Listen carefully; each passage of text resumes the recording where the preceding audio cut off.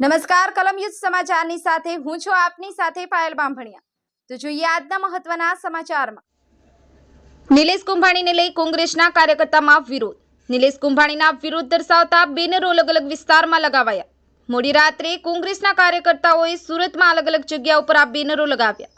નિલેશ કુંભાણી અને કોંગ્રેસના ડમી ઉમેદવાર સુરેશ પડસાલાના બેનરો લાગ્યા। બેનરમાં નિલેશ કુંભાણી અને સુરેશ પડસાલાના ફોટા સાથે લખાયું ઠગ ઓફ સુરત। નિલેશ કુંભાણીને લઈ હજુ પણ કોંગ્રેસના કાર્યકર્તાઓમાં રોષ યથાવત। બ્યુરો રિપોર્ટ કલમ યુદ્ધ સમાચાર સુરત।